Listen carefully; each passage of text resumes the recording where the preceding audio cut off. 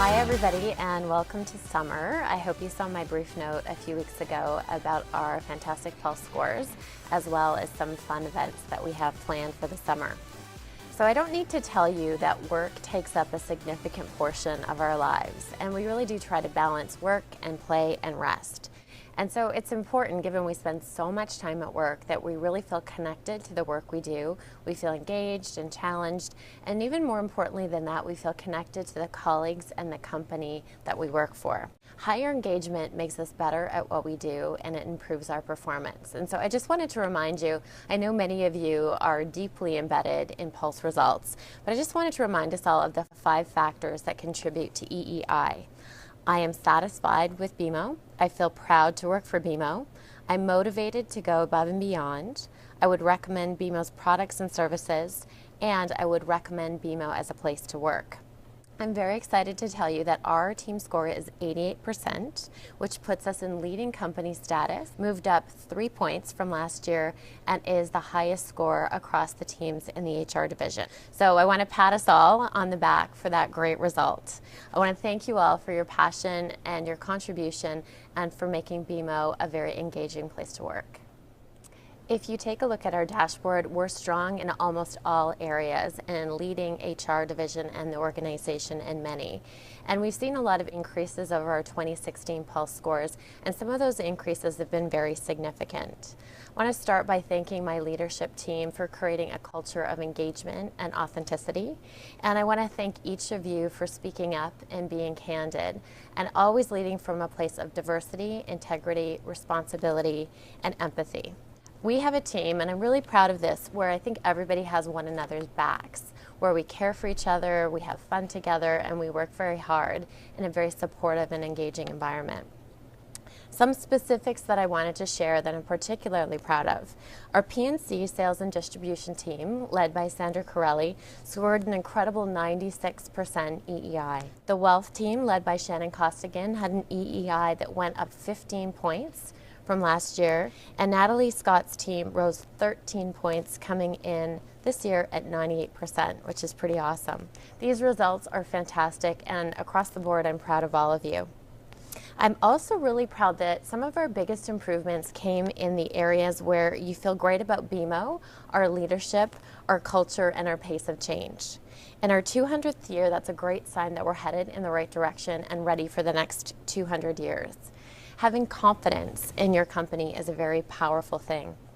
Another strength that I'm very proud of, particularly given what's going on in the external environment at the moment, is that we feel BMO is ethical in its business dealings at 97%. There's no clear response to any question that you may get asked about BMO sales practices than that score of 97%, and that's something we should all be proud of.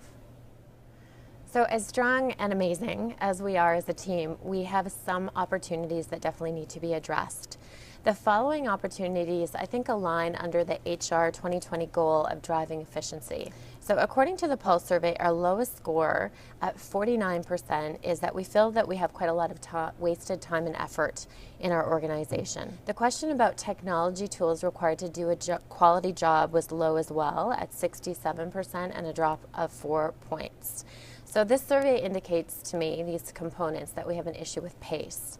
We have opportunities to improve on our decision making, which was 63%, and our sense of urgency about getting things done, which was only 70%. You might remember from Richard's town hall, whether you were able to attend in person or call into the webcast, the #1 driver of making it easy is a willingness to solve problems. And my leadership team and I are committed to helping you solve the problems or get rid of the barriers that are standing in your way to making your work easy. So whether that's a process, a system, a keyboard, not having a desk, it's something that we need to lean in and get focused on. Another key theme we need to pay attention to aligns under the HR 2020 category of shaping our culture. In terms of the different parts of BMO working well together, the score is very low from my perspective, and it's a clear message to me.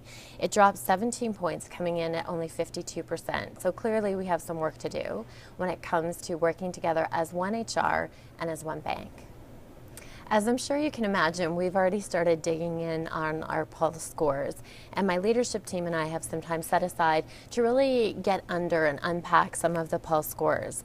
I want a deeper understanding of the areas where we have opportunities so that we can really make sure that we're solving the right things, and also really understanding the areas where you're engaged. How do we continue and build on that momentum? However, I want to close this section by reiterating how proud I am of you as a team. 88% is really awesome. It's leading company, it's leading HR division, and it's up from last year. So congratulations on a great BMO Pulse result. There are 2 activities coming up in June that I hope you'll join me in celebrating.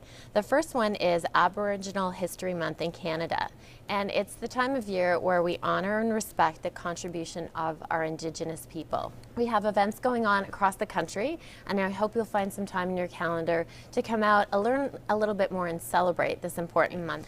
June is also the time that we celebrate Pride.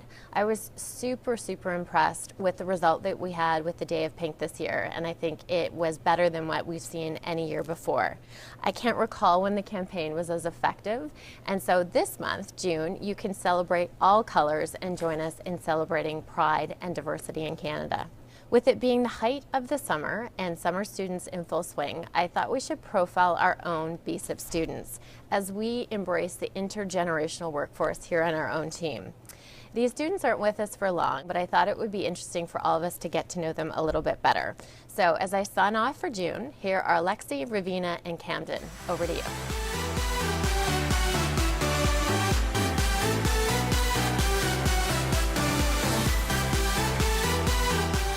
My name is Ravina Ravi Mohan, and this is my first year as a BSIP student. My name's Camden Miracle. I'm at Ryerson right now for finance, going into my 3rd year. This is my first year in the BSIP program. Hi, I'm Lexi Clyde, and I'm the BSIP coordinator. So when I was born here in Toronto in the hospital, the doctor was in the hospital, but it wasn't exactly there at the exact time, so my dad had to help deliver me. Wait a minute. Say that again. He's also a doctor, by the way. I was born in Canada, born and raised in Canada, just outside of Toronto in Pickering. My favorite place that I visited recently actually is Trinidad, which is in the Caribbean. My mom's from there, and so tons of family. So I actually grew up on a native reserve, Tyndonega. I went to an all-Aboriginal high school, graduated with 15 students. It was a very small class. We didn't have sports. We didn't have very many clubs. I grew up in a very traditional household, going to a lot of ceremonies, and growing up right next door to the Longhouse. So we were a very big part of the community, and my parents were very into Native history. Our family's been very rich in the culture. I'm majoring in HR, minoring in communications at Ryerson University. So I'm in the Quattro School of Business studying business administration and management. I plan to concentrate in finance and marketing and minor in economics. I thought I wanted to be an accountant. Went through for 4 or 5 classes in accounting and realized there was no way. So now my interest is very much in finance. I'm looking to do my CFA in June of 2018, move more into investment banking, hopefully private banking, Nesbitt Burns, potentially capital markets. Wonderful thing with HR is they've given me a lot of opportunities to read into a lot of different lines of business. There are so many things that I'm interested in my future. I'm really hoping to keep an open mind and get exposure to many different areas. I could see myself being in finance or even marketing or even starting my own company one day. So I don't have an exact clear-cut path, but I do want to become a leader one day and hopefully a people manager. Going as cliche as possible, a leader is somebody that doesn't tell others what to do. It's more of shows what others need to do and builds up a team not by asking stuff of them, but by moving along with them. I look for someone with integrity, someone who's optimistic and positive, and someone who can lead by example and walk the walk. I look forward to someone that's inspiring and easy to communicate with. The sort of person I hope to be is someone who is motivated and driven and who helps others and gives back and does something that I love every day. So I hope to be someone that is ambitious and hardworking, as well as someone that makes others happy and someone that's easy to talk to. So kind of work hard, play hard type of person. The person I'd hope to be is anything that my mom really managed to be. She's a big inspiration to what I've done. Driven personality her entire life, really going after what she's wanted to do and aspiring for the biggest and the best. So anything along what she's accomplished is anything that I would love to do. My favorite qualities in a person are humor and an overall positive attitude. Honesty. Someone who's loyal, trustworthy, smart, and knows how to have a good time. The talent that I would most like to have is being a singer. I really wish I could be a better singer. I love Justin Bieber. He's my favorite. I wish I could do a backflip. My most treasured possession, my cell phone. Honestly, is my phone.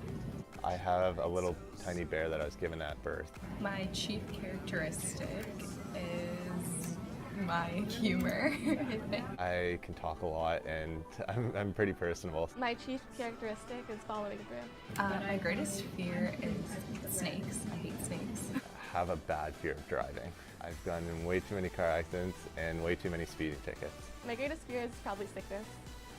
My favorite color is purple. Purple is just like a light purple, just looks so good on anybody, especially if you have a darker skin color. Favorite color is pink. And my favorite flower is a rose. I don't really like flowers, to be honest. Happiness is coming home to people that love you, coming home and realizing that it's not just you going through the world on your own, you're having others along your life, whether it's friends, family, or a significant other. Being happy is being able to pursue your passion and just doing what you love and being supported by the people around you. Being surrounded by good family and friends and making a difference and doing something I love. It's a great thing to feel like you're involved in more than just yourself. My favorite motto in good times and in bad times is remembering that this too shall pass. So my motto is do you, boo. Basically, just do whatever makes you happy. The motto's got to be YOLO. You only live once.